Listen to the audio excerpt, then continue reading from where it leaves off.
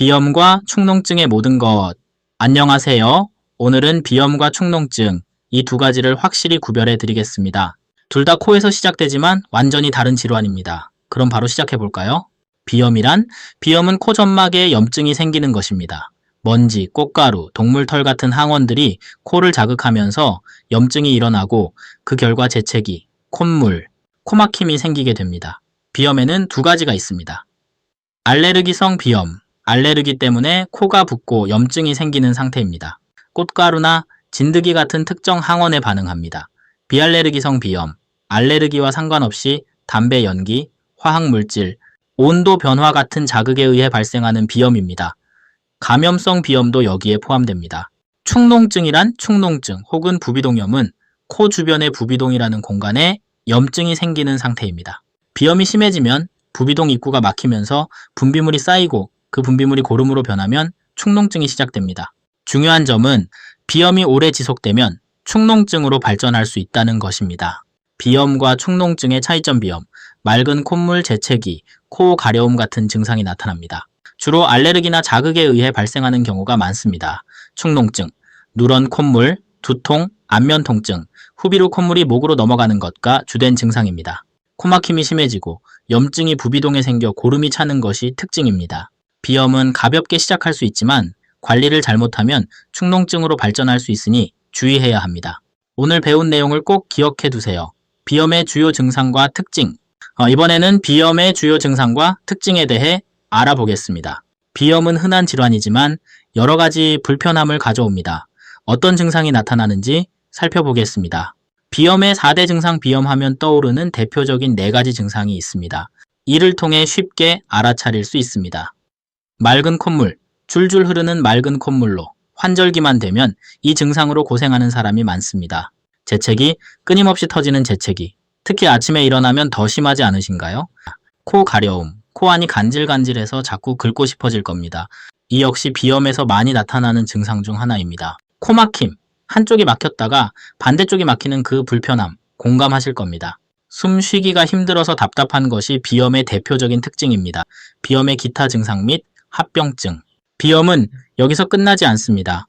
비염이 오래 지속되면 다른 불편한 증상들이 동반되기도 합니다. 눈 가려움, 눈물. 비염 환자들은 눈도 간지럽고 눈물이 자주 납니다. 특히 알레르기성 비염일 경우 증상이 더 심할 수 있습니다. 인후통, 목도 자주 아프신가요? 콧물이 목으로 넘어가면서 인후통이 생길 수 있습니다.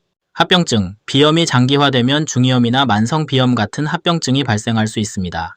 비염 때문에 귀에 염증이 생기면 중이염으로 이어질 수 있습니다. 만성비염으로 넘어가면 비염이 계속 지속되면서 치료가 더 어려워집니다. 비염을 가볍게 넘기지 말고 증상을 잘 살펴보면서 관리하는 것이 중요합니다. 축농증의 주요 증상과 특징. 이번에는 축농증의 주요 증상과 특징에 대해 설명해 드리겠습니다. 비염보다 더 심각해질 수 있는 축농증, 그 증상들이 어떤지 쉽게 알아보겠습니다. 축농증의 주요 증상. 축농증은 단순한 콧물로 끝나지 않고 다양한 불편함이 동반됩니다.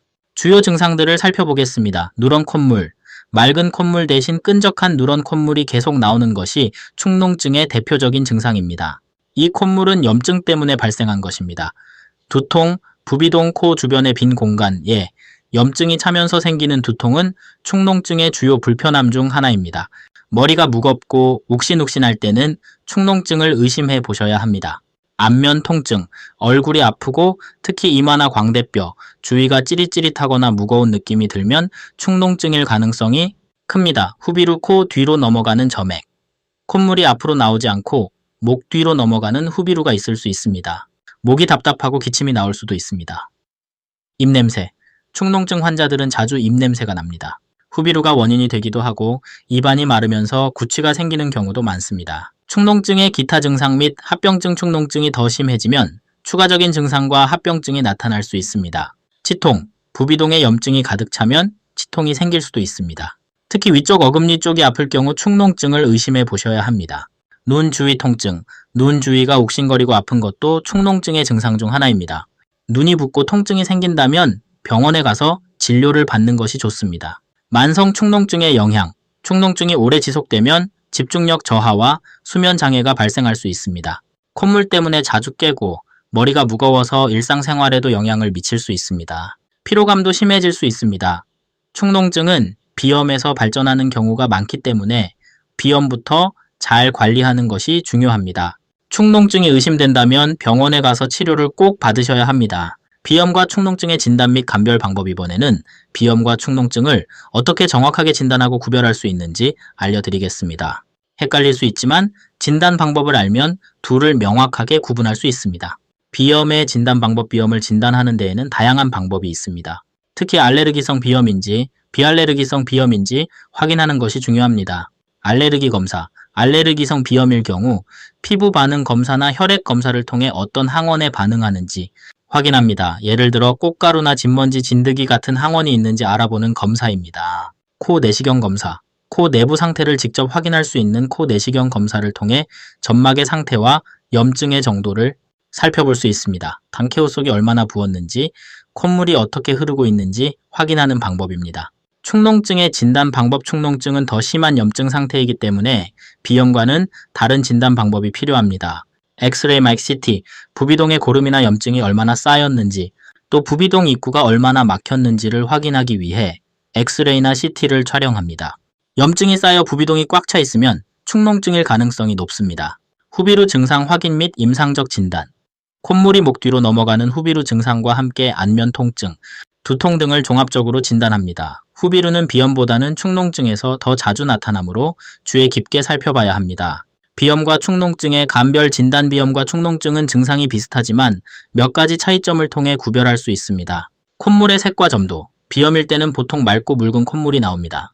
하지만 축농증이 생기면 끈적하고 누런 콧물이 나옵니다. 콧물의 색과 점도는 진단의 중요한 힌트가 될 수 있습니다. 증상의 기간과 발현 양상, 비염은 비교적 짧은 기간 동안 증상이 나타나다가 사라지지만 축농증은 증상이 더 오래 지속되며 두통이나 안면 통증까지 동반됩니다. 만약 증상이 며칠 이상 계속되고 심해진다면 축농증일 가능성이 큽니다. 비염과 축농증을 진단하고 구별하는 방법을 알면 정확한 치료로 빠르게 회복할 수 있습니다. 코 건강을 꼭 챙기세요. 비염의 관리 및 치료 방법. 이번에는 비염을 관리하고 치료하는 방법에 대해 알려드리겠습니다. 비염은 단순한 코막힘이나 재채기로 끝나는 것이 아니므로 관리가 정말 중요합니다. 시작해볼까요? 환경 관리의 중요성. 비염을 관리하는데 가장 중요한 것은 사실 환경입니다. 비염은 외부 자극에 예민하게 반응하는 코 점막 때문에 발생하므로 환경을 잘 관리해주면 증상을 훨씬 완화할 수 있습니다. 적정 습도 및 온도 유지, 실내 습도를 50본 매일 5% 정도로 유지하는 것이 좋습니다. 너무 건조하면 코 점막이 더 자극을 받아 증상이 심해질 수 있습니다.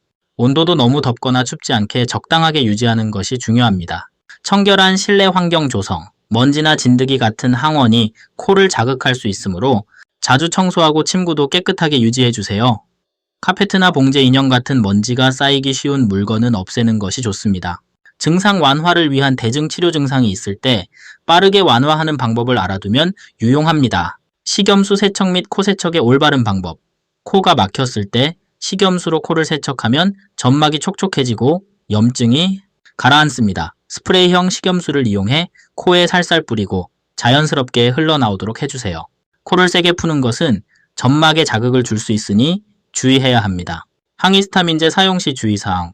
항히스타민제는 비염 증상을 완화하는 데 도움을 줍니다. 하지만 졸음을 유발할 수 있으므로 주의가 필요합니다. 특히 아이들에게 사용할 때는 의사의 처방을 반드시 따르는 것이 중요합니다. 약물 치료의 종류와 사용법. 약물 치료는 증상이 심할 때 사용하는 방법입니다. 올바르게 사용하면 빠른 효과를 볼 수 있습니다. 비강 스프레이. 비강 스프레이에는 두 가지 종류가 있습니다. 혈관 수축제, 코막힘을 빠르게 해소하지만 장기간 사용하면 의존성이 생길 수 있으므로 3, 5일 이상 사용하지 않는 것이 좋습니다. 스테로이드 스프레이. 코 점막의 염증을 줄여 장기적인 비염 관리에 효과적입니다. 항히스타민제, 류코트리엔 억제제. 알레르기성 비염일 때는 항히스타민제와 함께 류코트리엔 억제제를 사용하기도 합니다. 두 약물 모두 염증과 과민 반응을 줄여주지만 정해진 용법대로 사용하는 것이 중요합니다. 비염 예방 및 생활습관 관리. 평소 생활습관을 잘 관리하면 비염을 예방할 수 있습니다. 비염 환자를 위한 생활습관 및 식습관 조절. 매일 적당한 운동과 충분한 수면이 비염 관리에 큰 도움이 됩니다. 자극적인 음식은 피하고 따뜻한 국물 음식을 섭취하는 것이 좋습니다. 비염 악화 방지를 위한 외출 시 주의사항. 외출할 때는 미세먼지가 많거나 꽃가루가 날리는 계절에는 마스크를 착용하는 것이 좋습니다. 특히 환절기에는 온도 변화가 크므로 외출 후에는 꼭 코를 세척해주는 것이 중요합니다. 비염은 꾸준한 관리가 필수입니다. 작은 습관의 변화만으로도 비염 증상을 많이 줄일 수 있으니 환경관리와 생활습관을 잘 지켜보세요. 축농증의 관리 및 치료 방법. 이번에는 축농증을 어떻게 관리하고 치료해야 하는지 알아보겠습니다. 축농증은 코가 꽉 막히고 두통까지 생길 정도로 고통스럽지만 적절한 치료와 관리를 통해 충분히 호전될 수 있습니다. 바로 시작해볼까요? 증상 완화를 위한 대증치료. 축농증은 증상을 완화시키기 위한 간단한 대처법들이 있습니다. 특히 염증으로 인한 통증과 코막힘을 줄여주는 방법을 잘 기억해두세요. 식염수 세척의 효과 및 올바른 방법. 축농증이 있을 때 코 속 분비물이 점점 쌓이는데 식염수 세척을 통해 코 안을 깨끗하게 유지할 수 있습니다. 스프레이 타입의 식염수를 코에 뿌려주면 코 점막이 촉촉해지고 염증이 완화됩니다. 하루에 2~3번, 코가 답답할 때마다 사용하면 좋습니다. 통증 완화를 위한 대처법. 두통이나 안면 통증이 있을 때는 따뜻한 찜질이 도움이 됩니다. 눈 주위나 이마에 따뜻한 수건을 얹으면 염증 부위의 혈액순환이 좋아지고 통증이 완화될 수 있습니다. 약물 치료의 종류와 사용법. 축농증의 약물 치료는 세균 감염을 잡고 염증을 줄이는 데 중요한 역할을 합니다. 항생제 사용 시기 및 주의사항. 축농증이 세균성일 경우 항생제를 사용해야 합니다. 보통 2~3주 정도 꾸준히 복용해야 하며 증상이 나아졌다고 중간에 끊으면 안 됩니다. 처방된 기간 동안 끝까지 복용해야 재발을 막을 수 있습니다. 항염증제. 점막 수축제의 사용법. 염증을 줄이기 위해 항염증제를 사용할 수 있습니다. 점막이 부어서 코가 막힐 때는 점막 수축제를 사용하면 일시적으로 코가 뚫리지만 혈관 수축제는 3~5일 이상 사용하지 않도록 주의해야 합니다. 의존성이 생길 수 있기 때문입니다. 수술적 치료의 필요성과 관리 약물 치료로 호전되지 않는 만성 축농증은 수술이 필요할 수 있습니다. 수술적 치료의 적응증. 만성 축농증이나 약물로 개선되지 않는 경우 내시경 부비동 수술을 통해 막힌 부비동을 열어줄 수 있습니다. 수술 후 염증이 사라지고 숨쉬기가 한결 편해집니다. 수술 후 관리 및 재발 방지를 위한 조치. 수술 후에는 부비동 내부가 다시 막히지 않도록 꾸준히 관리해야 합니다. 식염수 세척을 계속하고 감기에 걸리지 않도록 조심하는 것이 중요합니다.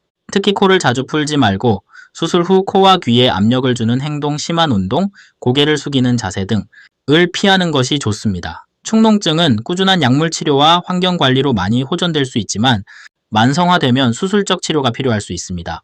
정기적으로 병원을 방문해 상태를 체크하고 증상이 재발하지 않도록 신경 쓰는 것이 가장 중요합니다. 비염과 축농증의 예방 및 생활관리. 이번에는 비염과 축농증을 예방하고 생활 속에서 어떻게 관리할 수 있는지 알아보겠습니다. 비염과 축농증은 생활 습관과 환경 관리만 잘해도 큰 도움이 됩니다. 지금부터 예방하고 관리하는 방법을 쉽고 재미있게 알려드릴게요. 알레르기 비염 예방을 위한 환경관리. 알레르기 비염은 특히 환경관리를 철저히 해야 합니다. 알레르기 유발 항원들을 피하는 것이 가장 중요합니다. 알레르기 항원 회피 방법. 진먼지, 진드기, 꽃가루, 반려동물 털 같은 알레르기 항원들은 비염을 악화시킬 수 있습니다. 따라서 집 안 청소를 꼼꼼히 하고 특히 침구류는 자주 세탁해야 합니다. 진드기 방지용 커버를 사용하거나 반려동물과는 잘 관리된 공간에서 함께하는 것이 좋습니다. 공기청정기, 가습기의 효과적인 사용법. 실내 공기를 항상 깨끗하게 유지하는 것이 중요합니다. 공기청정기를 사용해 먼지와 미세먼지를 제거하고 가습기로 적정 습도를 유지하면 코가 촉촉하게 보호됩니다. 습도는 50~60% 정도로 유지하는 것이 적당하며 가습기는 자주 세척해 청결하게 사용하는 것이 중요합니다. 일반적인 비염 관리 방법. 계절성 비염 예방을 위한 생활습관 조정. 계절이 바뀔 때마다 비염이 심해질 수 있습니다. 이럴 때는 외출 후 집에 돌아오면 옷을 털고 얼굴과 손을 깨끗이 씻어주는 것이 중요합니다. 특히 꽃가루가 많이 날리는 봄철이나 건조한 겨울철에는 더욱 신경 써야 합니다. 외출 시 마스크 착용의 중요성. 마스크는 비염 예방의 필수템입니다.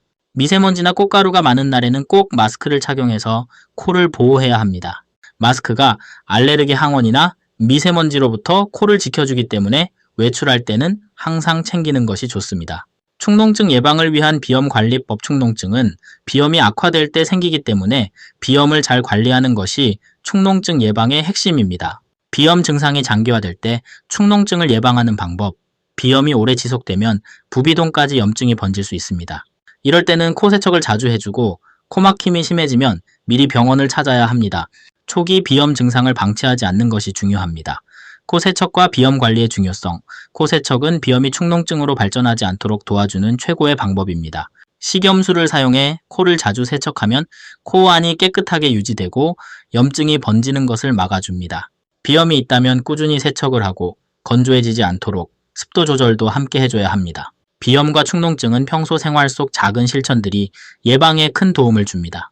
알레르기 항원을 피하고 코를 깨끗하게 관리하며 외출할 때는 마스크를 착용하는 습관만으로도 큰 차이를 만들 수 있습니다. 비염과 축농증의 오해와 진실 이번에는 비염과 축농증에 대한 흔한 오해와 그 진실을 파헤쳐 보겠습니다. 사람들이 자주 착각하는 부분들을 재미있게 설명할 테니 끝까지 함께 해주세요.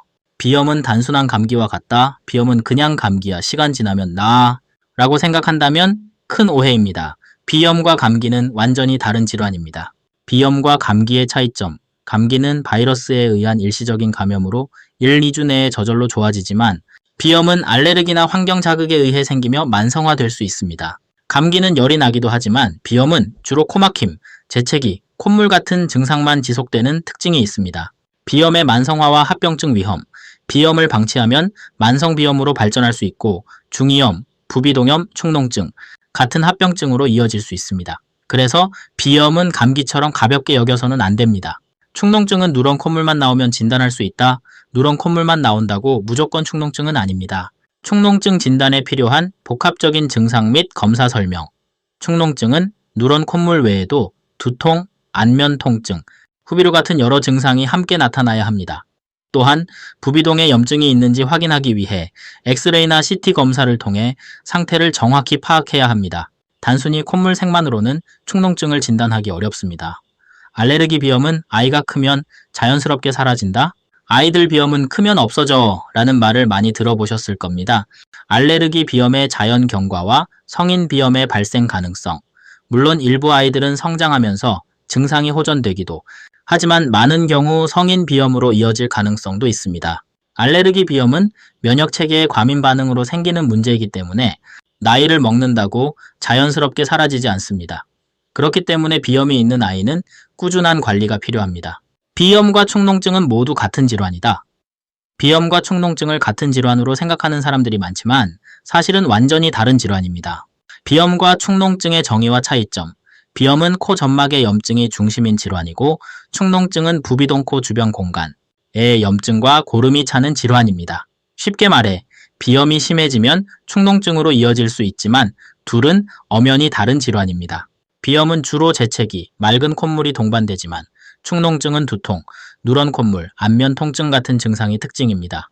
이처럼 비염과 축농증에 대한 오해와 진실을 바로 알고 관리하면 훨씬 건강한 생활을 할 수 있습니다.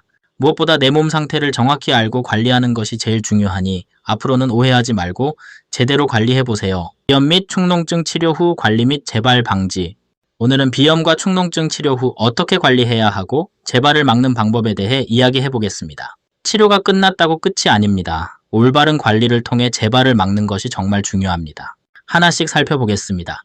치료 후, 일상생활 관리 치료가 끝난 후에도 꾸준히 관리하는 것이 비염과 축농증 재발을 막는 핵심입니다. 코 점막 관리법. 비염이나 축농증 치료 후에는 코 점막을 항상 촉촉하게 유지하는 것이 중요합니다. 실내 적정 습도를 유지하고 필요하면 식염수 스프레이로 코를 세척해주세요. 건조한 환경은 코 점막을 자극해 재발을 유발할 수 있습니다. 알레르기 비염 재발 방지. 알레르기 비염은 특히 환경 관리를 철저히 해야 합니다. 집안 먼지, 진드기, 반려동물의 털을 깨끗하게 관리하고 공기청정기를 사용해 실내 공기를 깨끗하게 유지하는 것이 중요합니다. 계절에 따라 알레르기 유발 물질이 많은 시기에는 외출을 자제하거나 마스크를 착용하는 것도 좋습니다. 재발 방지를 위한 정기 검진의 필요성. 정기적인 검진은 재발을 막고 조기에 대처하는 데 도움이 됩니다. 정기 검진의 중요성. 비염과 축농증은 재발할 수 있는 질환이므로 정기 검진을 통해 상태를 점검하고 문제가 있다면 미리 예방할 수 있습니다. 특히 만성 비염이나 축농증의 경우 재발 가능성이 높으니 꾸준히 병원에서 체크받는 것이 중요합니다.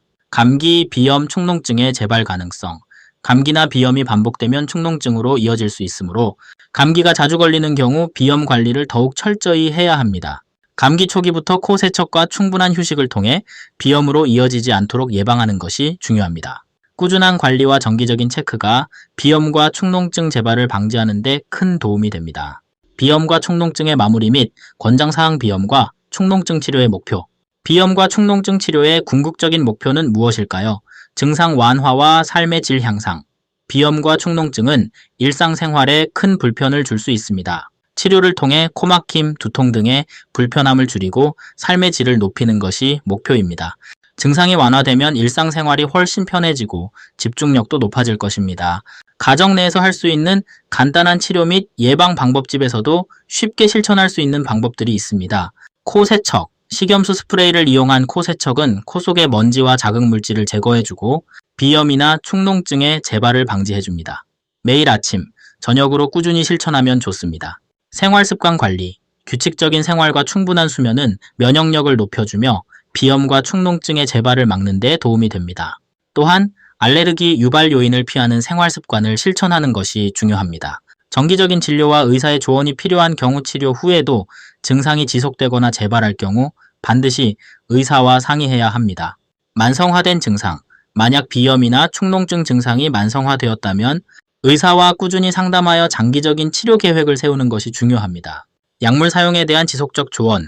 스테로이드 스프레이나 항생제 같은 약물은 장기 사용 시 부작용이 있을 수 있습니다. 따라서 반드시 의사의 지시에 따라 사용하고 지속적으로 의사의 조언을 받으며 치료 계획을 조정하는 것이 좋습니다. 비염과 축농증은 꾸준한 관리가 필요한 질환입니다. 치료가 끝난 후에도 일상생활 속 작은 습관을 잘 지키면 재발을 예방할 수 있습니다. 정기적인 검진과 올바른 관리를 통해 건강한 생활을 이어가세요. 또한 알레르기 유발 요인을 피하는 생활 습관을 실천하는 것이 중요합니다. 정기적인 진료와 의사의 조언이 필요한 경우 치료 후에도 증상이 지속되거나 재발할 경우 반드시 의사와 상의해야 합니다. 만성화된 증상. 만약 비염이나 축농증 증상이 만성화되었다면 의사와 꾸준히 상담하여 장기적인 치료 계획을 세우는 것이 중요합니다.